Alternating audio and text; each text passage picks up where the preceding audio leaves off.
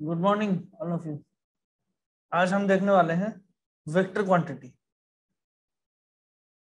ठीक है, वेक्टर को थोड़ा डिटेल में समझेंगे आज। वेक्टर होता क्या है,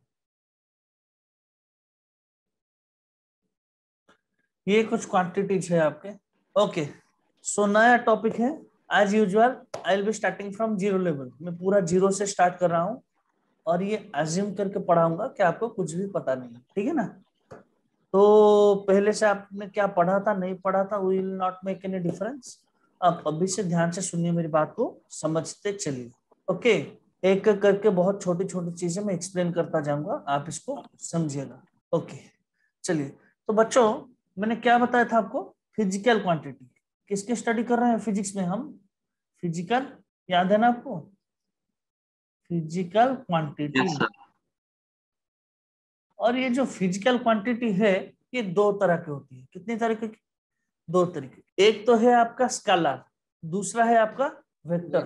ठीक है, देखिए जैसे कि यहाँ पर लिखा हुआ है, एक quantity that can be measured is called physical quantity. अब जैसे ये हो गए बहुत सारे क्वांटिटी यहाँ पर लिखे हैं। लेंथ हो गया, mass, velocity, temperature, area, volume, density etcetera. देखिए एक चीज को आप अच्छी तरह से समझ लीजिए कि फिजिकल क्वांटिटी को दो तरह से कैटेगराइजेशन किया गया है। ठीक है, एक है स्केलर, दूसरा है वेक्टर। ओके, एक एक करके समझते हैं स्केलर क्या है, वेक्टर क्या है। ओके, पहले एक टर्म है मैग्नीट्यूड, इसको समझिए, बात को समझो। बात को, मैग्नीट्यूड क्या है?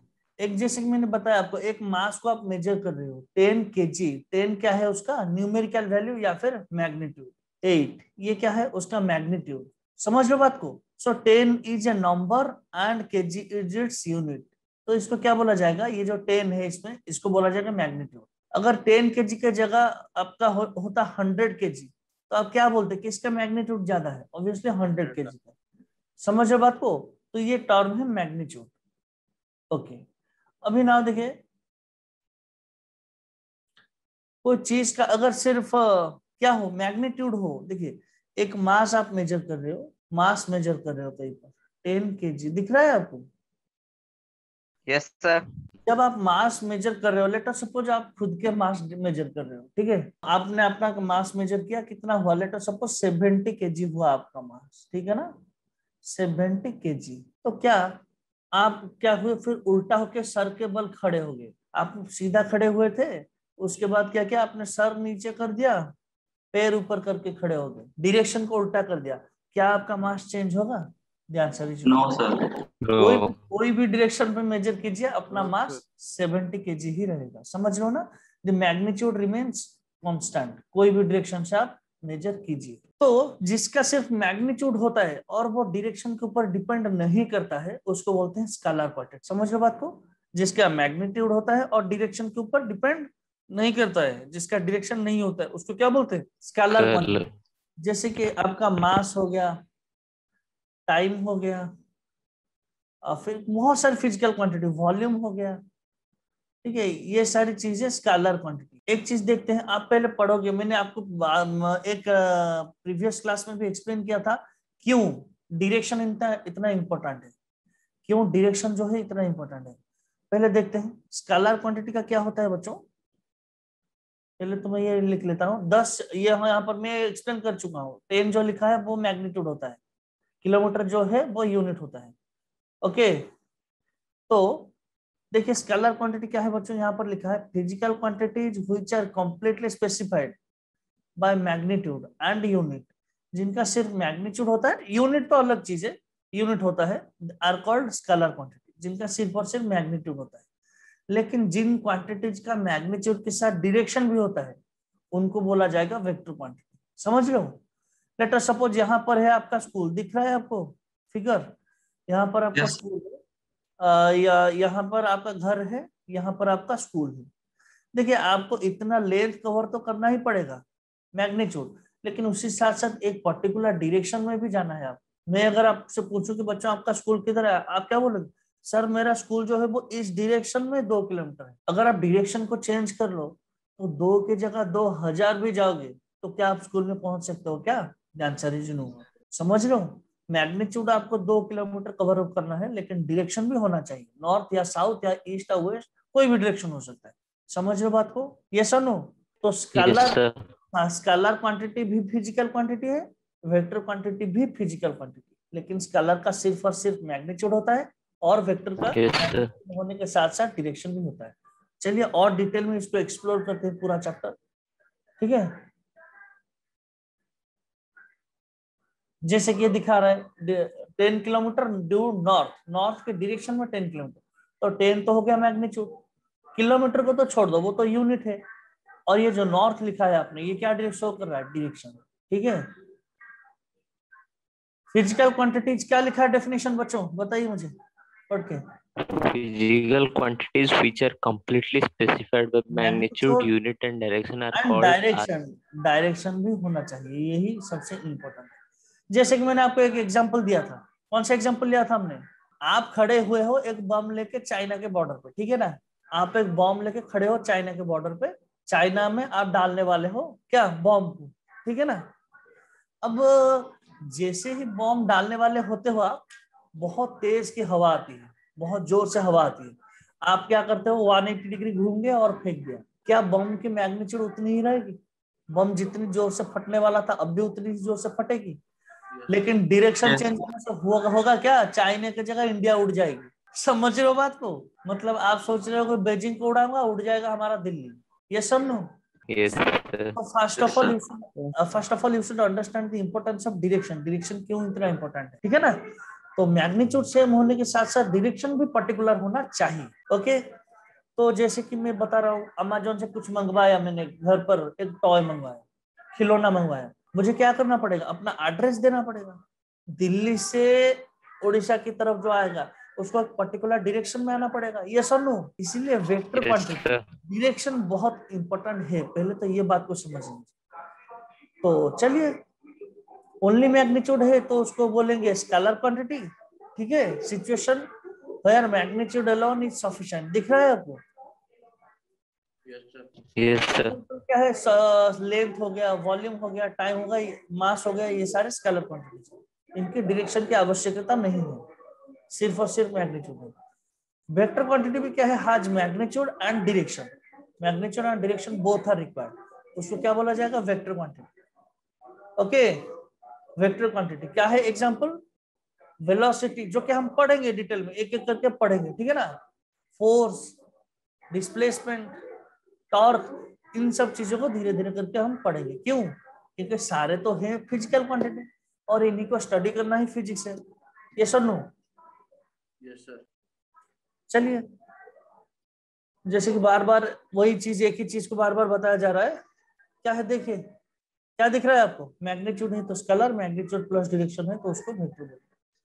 अच्छा, अब आप बोलोगे सर एक वेक्टर को रिप्रेजेंट कैसे करें? हम एक वेक्टर को हम रिप्रेजेंट कैसे करें?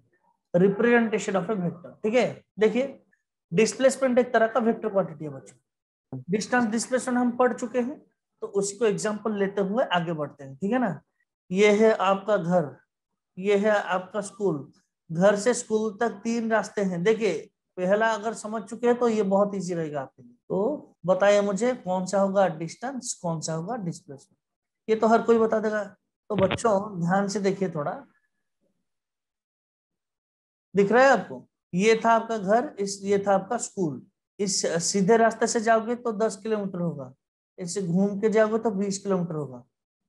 अब आप मुझे बताइए डिस्टेंस क्या है? डिस्टेंस क्या है? 20 किलोमीटर।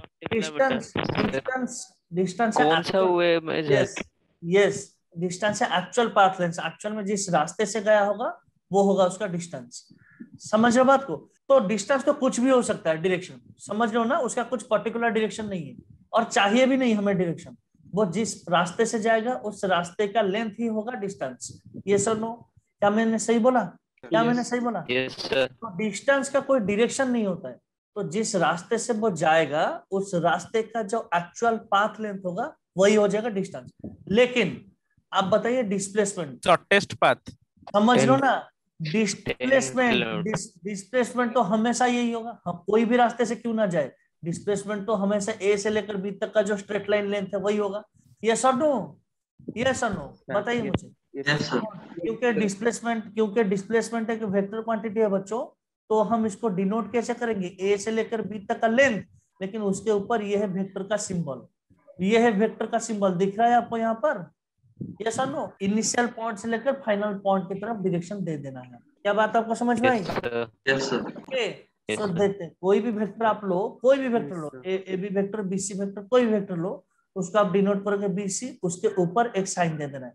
ये है वेक्टर का साइन, दिख रहा है आपको? ये क्या है? वेक्टर का सिंबल है, ज्योमेट्रिकल रिप्रेजेंटेशन। एक रे के तहत हम क्या करेंगे, एक्सप्रेस करेंगे, ठीक है। और डिस्प्लेसमेंट का सिंबल क्या होता है बच्चों, एस। तो क्या हो जाएगा, एस वेक्टर, एस वेक्टर आप दे दोगे तो ये डिस्प्लेसमेंट को शो करेगा, ठीक है ना। या तो आप ए बी वेक्टर लिखिए इसको, या फिर एस वेक्टर लिखिए। आई बात समझ में? यस और नो? Yes sir. जी सुनिए, अब देखिए, अगर मैं बोलूं इस वेक्टर की कितने चीजें हैं बच्चों, कितनी चीजें हैं वेक्टर के, क्या होती है, मैग्नीट्यूड होती है, दूसरा डायरेक्शन भी होता है। यस और नो? जी यस सर। तो ये तो हो गया वेक्टर, वेक्टर को आपने रिप्रेजेंट कर दिया ए बी, उसके ऊपर आरो, ये तो हो गया वेक्टर का साइन। तो उसका क्या क्या चीजें होंगी, एक तो होगा मैग्नीट्यूड। मैग्नीट्यूड को कैसे लिखा जाता है, मैग्नीट्यूड का दूसरा नाम मॉड्यूलस भी होता है बच्चों। क्या होता है, मैग्नीट्यूड बोलिए या फिर मॉड्यूलस बोलिए या फिर न्यूमेरिकल वैल्यू बोलिए, समझ लो ना, कुछ भी बोलिए, तो ये होता है। तो आपको क्या करना पड़ेगा, मॉड्यूलस। तो मैग्नीट्यूड को रिप्रेजेंट ऐसे भी किया जाता है, अब ध्यान से देखिए थोड़ा, मैग्नीट्यूड को ऐसे भी रिप्रेजेंट किया जाता है, दिख रहा है आपको, ए बी मॉड। तो ये तो हो गया मैग्नीट्यूड। उसके साथ साथ डायरेक्शन किस तरफ है बच्चों, किस तरफ जा रहा है, टुवर्ड्स, इसको लिख लूं तो कैसे लिखूंगा, टुवर्ड्स राइट। क्या मैं सही लिख रहा हूं, राइट की तरफ जा रहा है। यस और नो? ये तो हो गया उसका डायरेक्शन, और मैग्नीट्यूड हो गया उसका ए बी का मॉड, ठीक है ना। अब एक दो छोटी मोटी चीजें आपको बता रहा हूँ, ठीक है, एक दो छोटी मोटी चीजें आपको बता रहा हूँ, यही से आपको और भी थोड़ा क्लैरिटी आता जाएगा। ध्यान से देखिए, ये वेक्टर बहुत इंपॉर्टेंट है, ठीक है ना।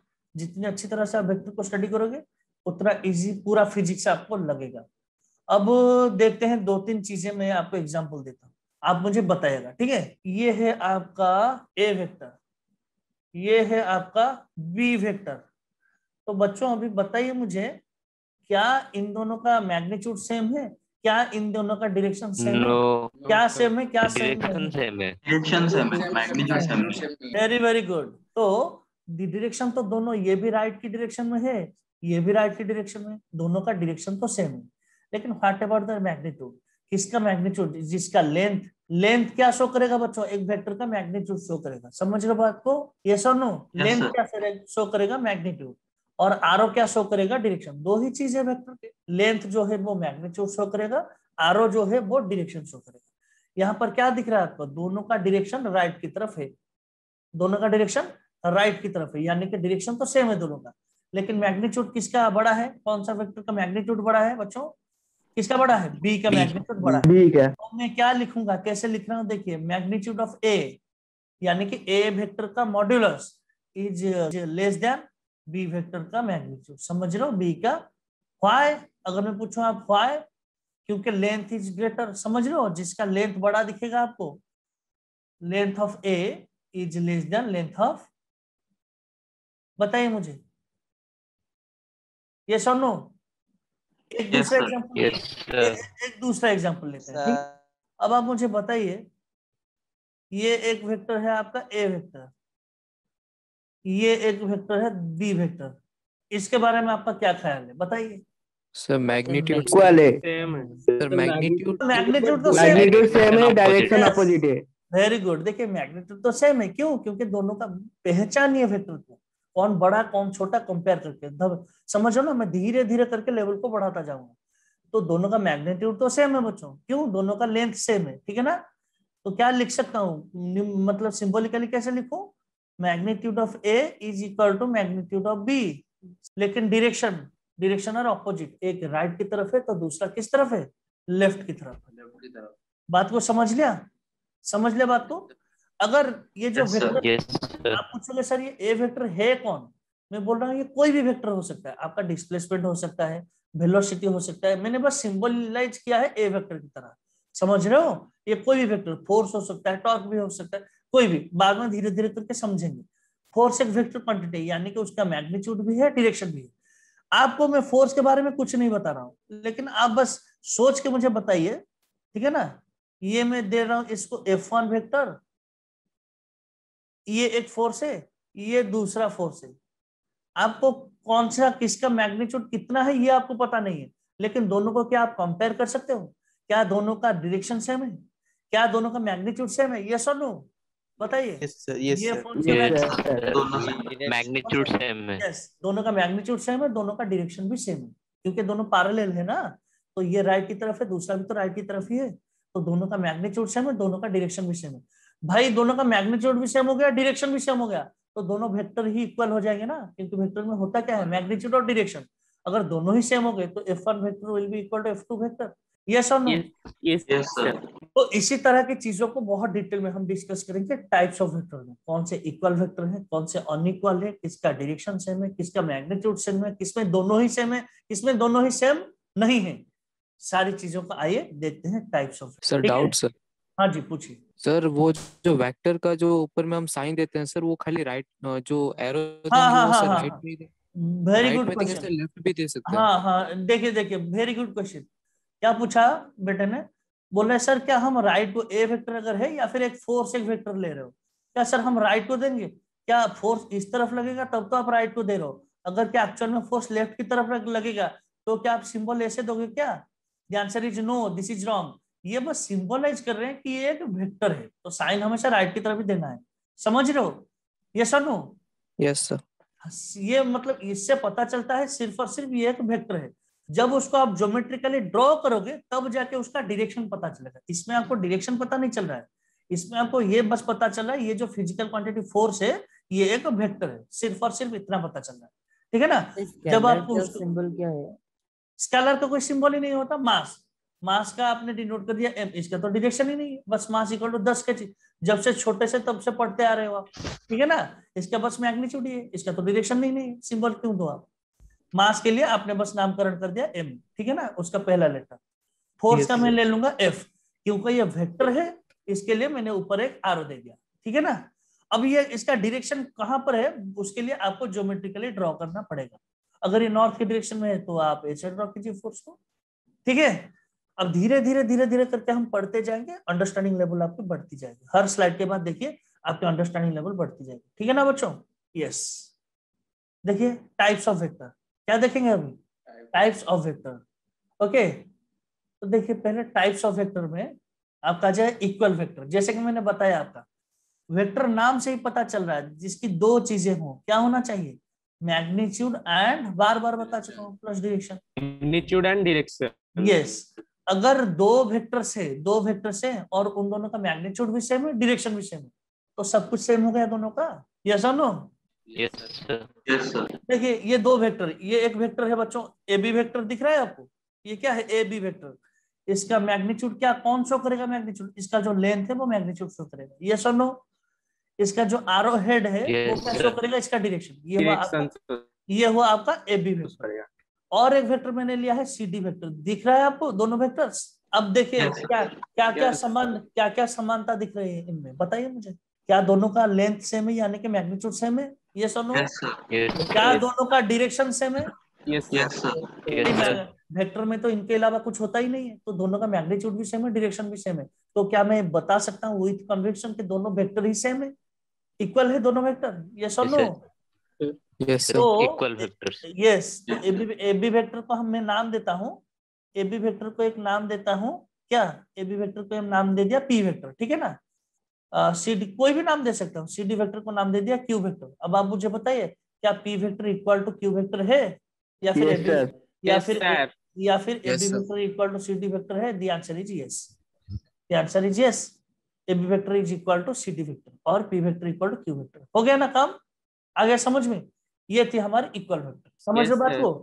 अब इसको थोड़ा रियल लाइफ लेते हैं, रियल लाइफ एग्जांपल के साथ लेते हैं, ठीक है? देखिए मजा आ जाएगा आपको। दो गाड़ियां हैं, आगे चल रही है, समझ रहे हो? पैरेलल चल रही है, दो गाड़ियां, दिख रहा है आपको बच्चों?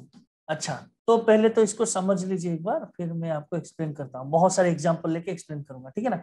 To or more vectors having same magnitude and same direction. दिख रहा है ना, दो की पॉइंट है, मैग्नीट्यूड सेम होना चाहिए, डायरेक्शन सेम होना चाहिए।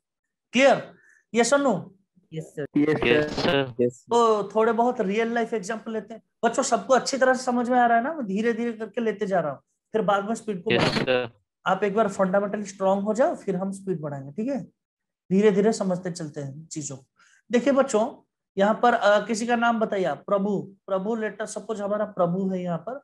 वो यहाँ पर एक गाड़ी में बैठकर जा रहा है, ठीक है ना? एक गाड़ी में जा रहा है इस तरफ। और एक कोई अपना नाम बताइए। सुमित। और सुमित, हाँ सुमित जा रहा है यहाँ पर। प्रभु, सुमित भी जा रहा है।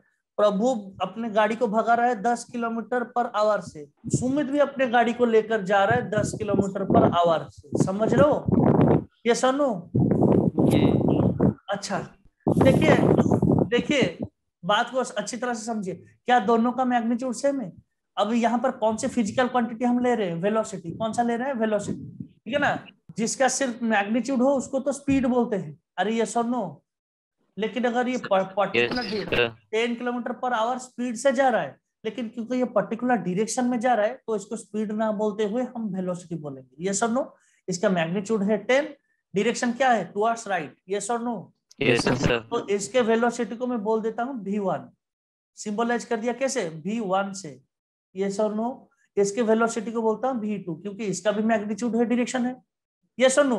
तो अब आप मुझे Yes, बताइए sir. अब आप मुझे सोच के बताइए, प्रभु और सुमित के वेलोसिटी में क्या समानता है? क्या दोनों का डायरेक्शन सेम है? क्या दोनों राइट की तरफ जा रहे हैं? क्या Yes, sir. दोनों का मैग्नीट्यूड सेम है? Yes, sir. तो क्या मैं बोल सकता हूँ दोनों का वेलोसिटी सेम है? Yes sir. Yes sir. समझ रहे हो ना बात को? आई बात समझ में? Yes, दोनों का sir. Velocity same. दोनों का वेलोसिटी सेम है। धीरे धीरे करके आ रहा है ना समझ में चीजें? Yes, sir. Yes, sir. दूसरा एग्जांपल लेते हैं। देखिए मजा आ रहा है या नहीं? ये सुनो। Yes sir. Yes, sir. दूसरा एग्जांपल लेते हैं। मैंने क्या बोला कि ए जो है, ए प्रभु अपने घर से स्कूल की तरफ जा रहा है, ए से लेकर बी की तरफ जा रहा है, तो उसका डिस्प्लेसमेंट है 100 मीटर, ठीक है ना? 100 मीटर। तो ये हो गया इसका डिस्प्लेसमेंट। ये सुनो, डिस्प्लेसमेंट को कैसे लिखोगे आप? इसको मैं S1 देता हूं नाम, S1 देता हूं। S1 डिस्प्लेसमेंट है तो वेक्टर होगा, डिस्टेंस होता तो सिर्फ S1 लिखता। यस और नो? क्योंकि डिस्प्लेसमेंट। sir. यस। तो प्रभु के घर से लेकर स्कूल तक का डिस्प्लेसमेंट कितना है, यानी कि शॉर्टेस्ट पाथ कितना है? आप क्या बोलोगे सर? 10 मीटर। डायरेक्शन क्या है? Towards right. यस और नो बताइए? Towards right. अच्छा, जब सुमित अपने घर से निकला, उसने भी देखा उसका जो स्कूल था P से लेकर Q तक, वो भी 100 मीटर ही है। दिख रहा है आपको? वो भी राइट की डायरेक्शन में है। तो ये इसको बोलते हैं, अगर S2 वेक्टर बोलते हैं हम इसका डिस्प्लेसमेंट, तो क्या हो रहा है? उसका भी S2 वेक्टर का मैग्नीट्यूड कितना है बच्चों? वो भी 100 मीटर ही है। दोनों का मैग्नीट्यूड सेम है, दोनों का डायरेक्शन सेम है। यस और नो? Yes, sir. Yes, हाँ, sir. तो हम क्या बोले? दोनों का डिस्प्लेसमेंट सेम है, इक्वल वेक्टर्स है। यस और नो? दोनों का मैग्नीट्यूड। समझ रहे हो बच्चों बात को? Yes sir. Yes, sir. अच्छा, तीसरा एग्जांपल लेता हूँ। मैंने क्या किया, एक मेरे सामने एक वॉल है, वॉल को मैं मार रहा हूँ, ठीक है? या फिर कोई बंदा है, इसको मैं मार रहा हूँ, ठीक है ना? आगे की तरफ फोर्स लगा रहा हूँ, दिख रहा है मेरा हाथ? आगे की तरफ फोर्स लगा रहा हूँ और 5 न्यूटन फोर्स लगा रहा हूँ। कितना फोर्स लगा रहा हूँ? 5 न्यूटन। ये क्या हो गया? उसका मैग्नीट्यूड हो गया। यस और नो? एक को मारने के बाद मैं दूसरे को मार रहा हूँ, उसको भी सामने से ही मार रहा हूँ, मतलब उसका डायरेक्शन भी सेम है, और उसको भी 5 न्यूटन फोर्स से ही मार रहा हूँ। तो क्या बोल सकता हूँ? दोनों का फोर्स का डायरेक्शन भी सेम है, दोनों का मैग्नीट्यूड भी सेम है। तो क्या बोलूं? क्या दोनों इक्वल वेक्टर है? F1 vector equal to F2 vector. Yes और नो? यस और नो? तो Yes, sir. यस, अगर दो वेक्टर्स का मैग्नीट्यूड सेम हो, डायरेक्शन भी सेम हो, हम बोलेंगे दो वेक्टर्स आर इक्वल वेक्टर। आई बात समझ में? सेकंड आते हैं, सेकंड तरह का वेक्टर क्या है? ऑपोजिट वेक्टर और नेगेटिव वेक्टर, ठीक है ना?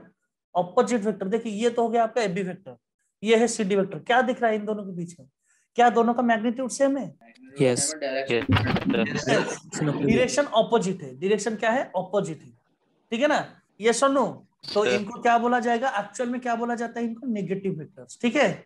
इनको क्या बोला जाएगा? नेगेटिव वेक्टर, जिनका मैग्नीट्यूड तो सेम हो लेकिन डायरेक्शन ऑपोजिट हो। इसको AB इक्वल टू CD तो नहीं होगा, माइनस CD होगा। समझ लो बात को ना? माइनस CD होगा, क्योंकि अगर CD इस तरफ है, AB इस तरफ है, तो CD ऑपोजिट डायरेक्शन में है ना, तो डायरेक्शन ऑपोजिट हो गया, इसलिए हमने माइनस साइन लगाया। यस और नो?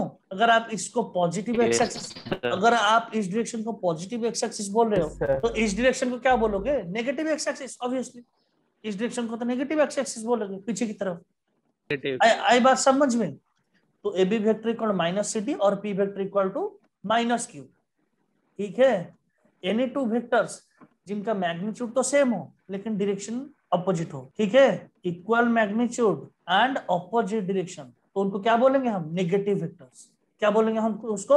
Negative vectors. नेगेटिव। अब देखिए इसमें छोटी सी ट्रिक है, छोटी सी ट्रिक है, मैं बता रहा हूं आपको, ध्यान से देखिए।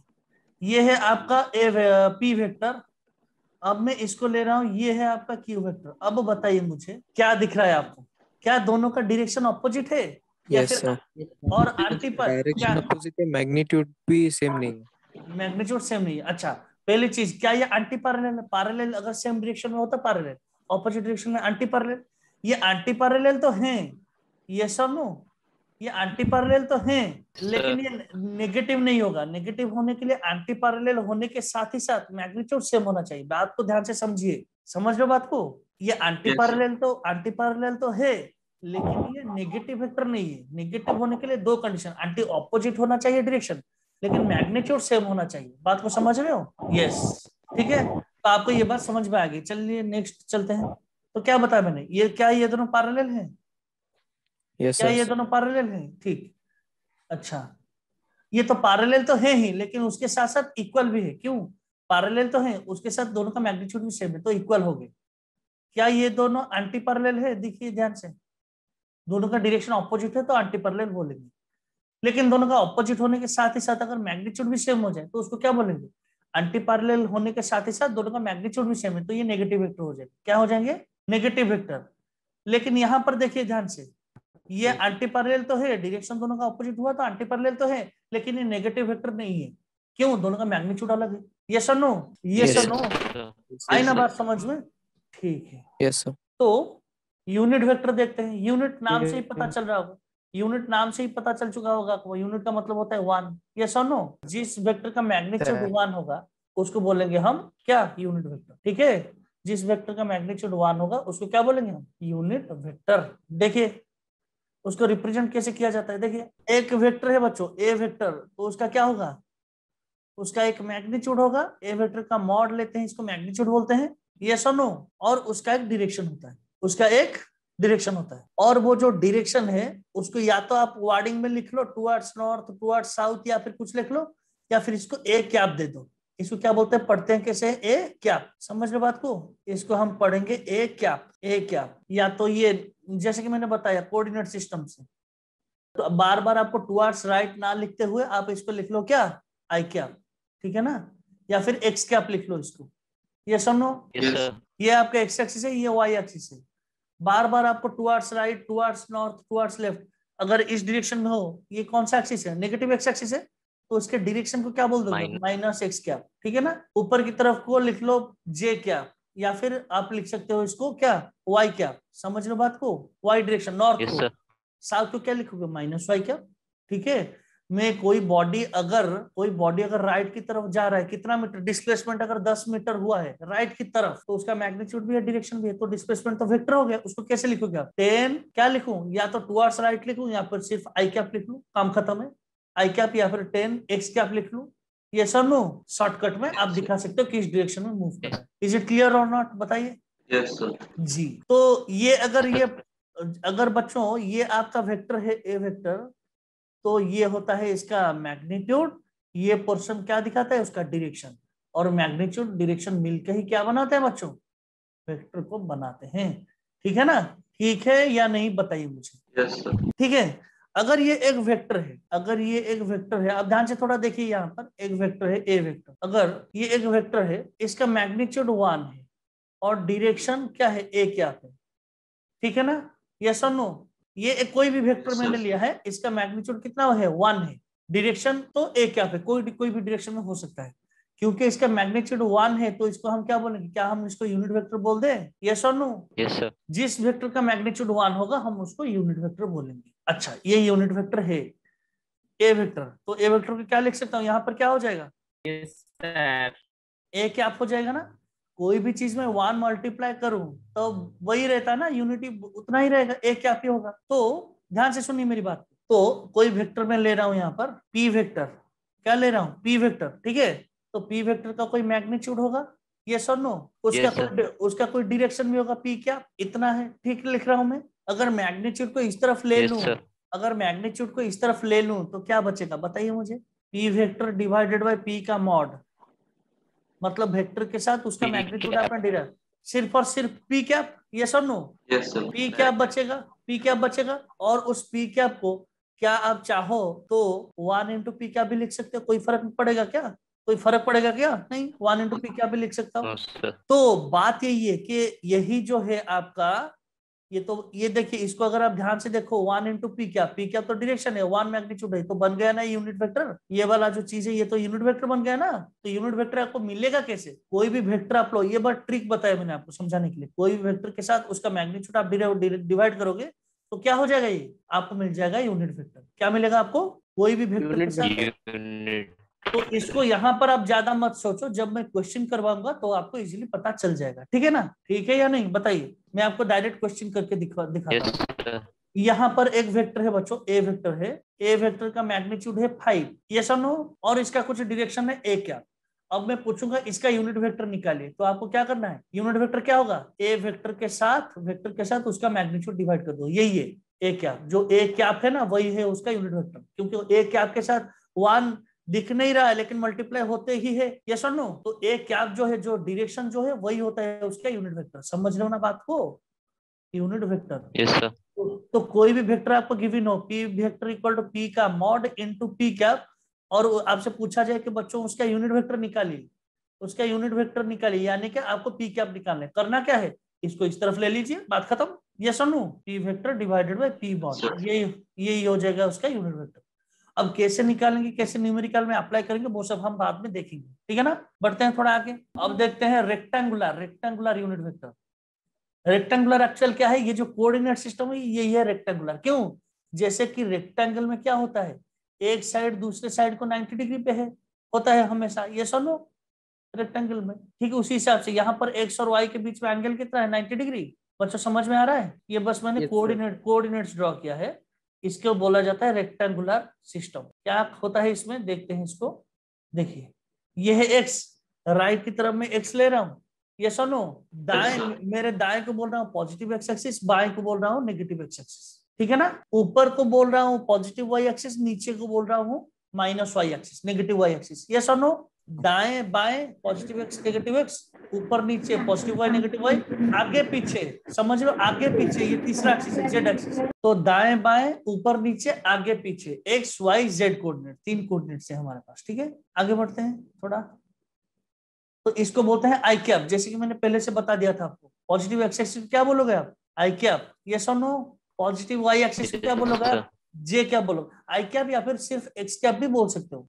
आपको बार बार अगर कोई बंदा राइट की डायरेक्शन में जा रहा है तो आपको बार बार ये लिखने की जरूरत नहीं है, towards right towards right towards right, आप बोल दो सिर्फ आई कैप, बात अपने आप समझ में आ जाएगी कि वो पॉजिटिव एक्स एक्सिस में दाएं की तरफ जा रहा है, यस और नो। Yes sir.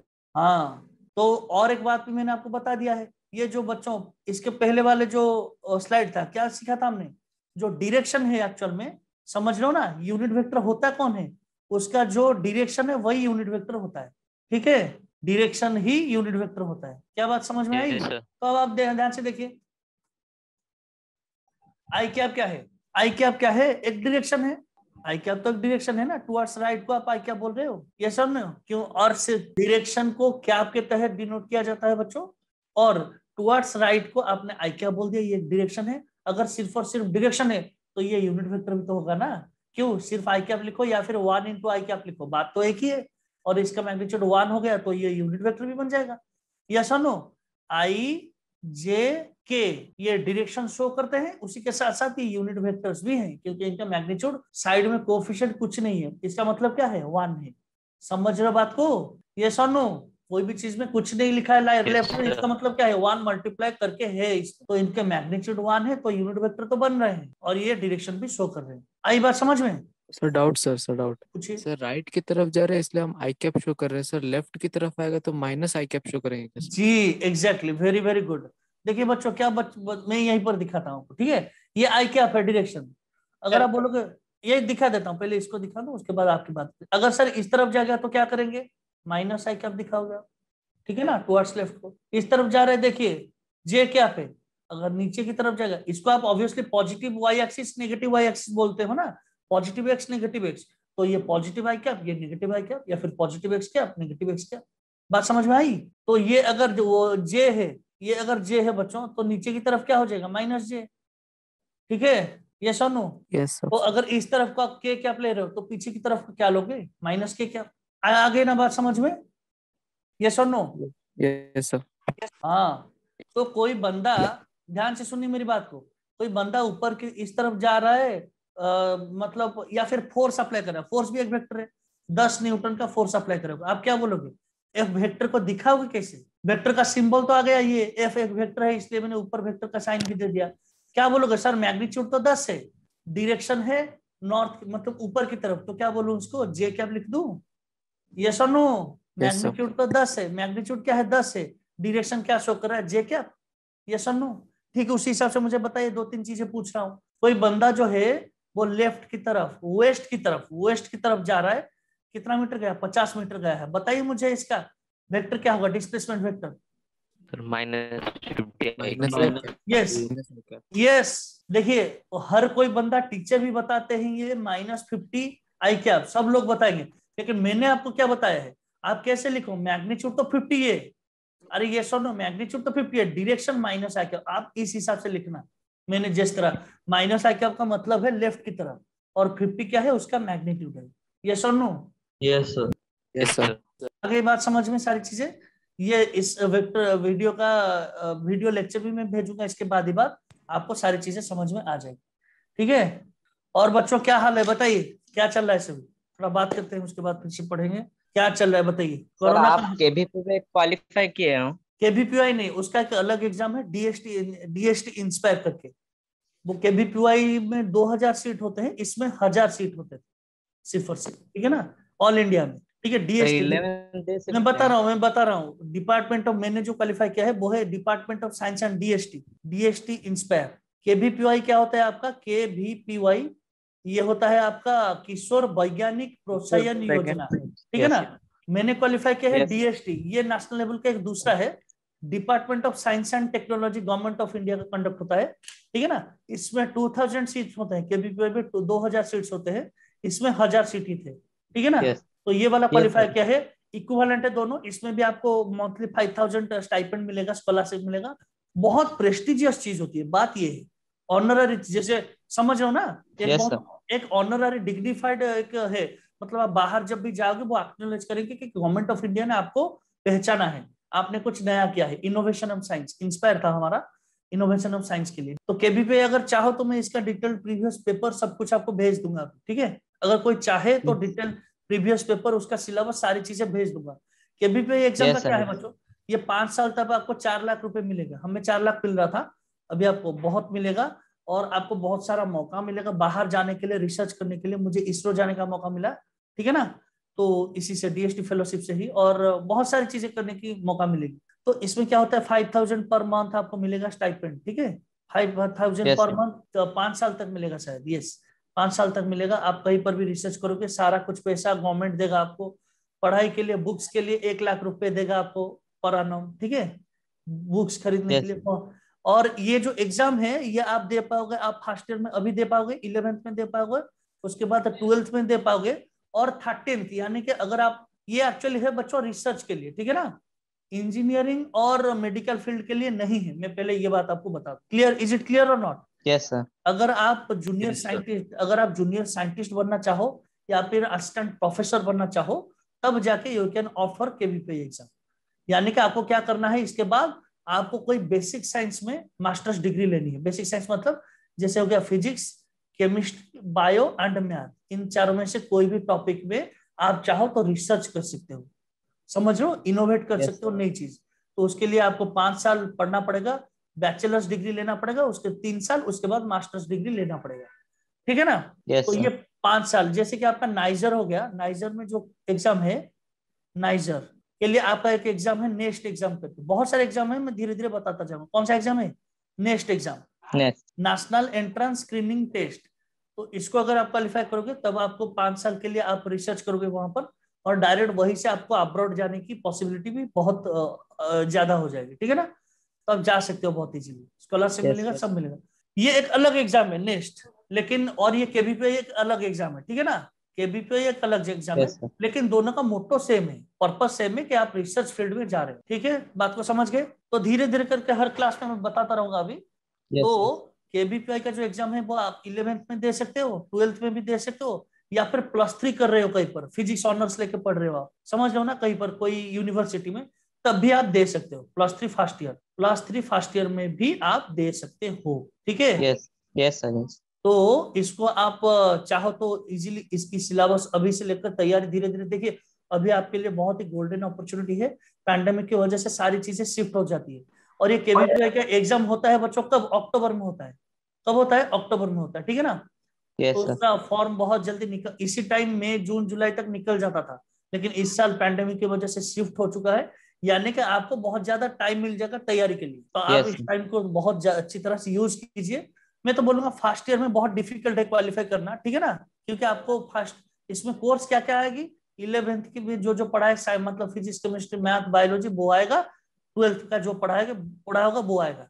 तो 11th में आप होगे तो 12th की जो मतलब चीजें हैं वो तो आपको नहीं आएगी ना, तो इसलिए Yes, sir. आप 11th से अगर बोर्ड के साथ साथ इसकी तैयारी आप शुरू करोगे तो 12th में बहुत इजी होगा क्वालिफाई करना। तो यही है राइट टाइम इसको क्वालिफाई करने के। इसके बारे में बाद में डिटेल में बताऊंगा। किसी को अगर चाहिए आपको केबीपीआई के सारे डिटेल्स, सारे जितने जो प्रीवियस पेपर है सारे का मॉड्यूल पेपर चाहिए, सब कुछ मैं आपको भेज दूंगा। अभी से आप पढ़ाई बाद में करोगे इसके ऊपर, लेकिन अभी से Yes. डाटा कलेक्ट करना शुरू कर दो। एग्जाम कब होता है, फॉर्म फिलअप कब होता है, क्या क्या चीजें चाहिए फॉर्म फिलअप करने के लिए, कौन कौन सी टॉपिक को आपको अच्छे से पढ़ना है, उसका सिलेबस क्या है, उसका प्रीवियस पेपर क्या है, इन सारी चीजों का आप कलेक्ट करना अभी से शुरू कर लीजिए, Yes, ठीक sir. है। Yes. Yes, sir. ये उसकी तैयारी की ही एक अंदर आ जाता है ये सारी चीजें। ऐसा नहीं कि सिर्फ पढ़ लोगे तो क्वालिफाई कर जाओगे, सारी चीजें आपको अच्छी तरह से पता होना चाहिए, ठीक है। तो किसी Yes, को sir. चाहिए डिटेल्स, मैं डिटेल में इसके ऊपर वीडियो बना दूंगा या फिर सारी चीजें आपको भेज दूंगा एक एक, ठीक है ना। Yes, sir. सर आपका नंबर? आप मेंटर से कांटेक्ट कीजिए, मैं आपको बता, ओके। तो मेरा नंबर आप मेंटर से ले लीजिएगा, ठीक है ना। ठीक है, ठीक तो है. आप चाहे कि कोई भी क्वेरीज हो किसी भी एग्जाम के बारे में, क्या क्या बहुत सारे हालांकि एग्जाम्स होते हैं, जैसे कि मैंने बताया आपको केबीपीआई हो गया, नेस्ट हो गया, समझ रहे हो, बहुत सारे एग्जाम, डीआरडीओ का अलग Yes, होता sir. है, आईआईटी जेई होता है, मेडिकल एंट्रेंस एग्जाम अलग होता है, डिफरेंट डिफरेंट रिसर्च इंस्टीट्यूट के बहुत सारे एग्जाम होती है। एरोस्पेस के लिए अलग एग्जाम होता है, डीआरडीओ का अलग होता है, भाभा का एक अलग होता है, भाभा एटॉमिक रिसर्च सेंटर, वो उसका अलग एग्जाम, बहुत सारे एग्जाम है। मैं धीरे धीरे रेगुलर क्लासेस में बताता रहूंगा। डीमेरिट क्या है, उड़ीसा में ज्यादातर 99% बच्चों को पता ही नहीं होता, इतने सारे एग्जाम होते हैं, इतने सारे अपॉर्चुनिटीज हैं। रिमोट सेंसिंग का अलग होता है, समझ रहे हो ना। तो बहुत सारी मेट्रोलॉजी का अलग एग्जाम होता Yes, है, sir. बहुत सारे एग्जाम है, ज्यादातर बच्चों को पता नहीं चलता।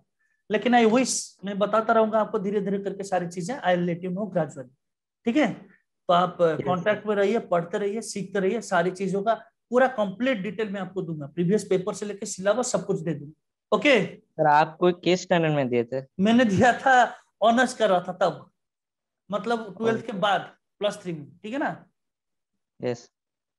यहाँ मुझे तो रिसर्च करना था, तो ठीक है। बहुत सारे एग्जाम है, इसके अलावा भी बहुत सारे एग्जाम्स हैं जो जो मैंने खुद क्वालिफाई किया है, मैं आपको बताऊंगा सारी चीजें धीरे धीरे करके।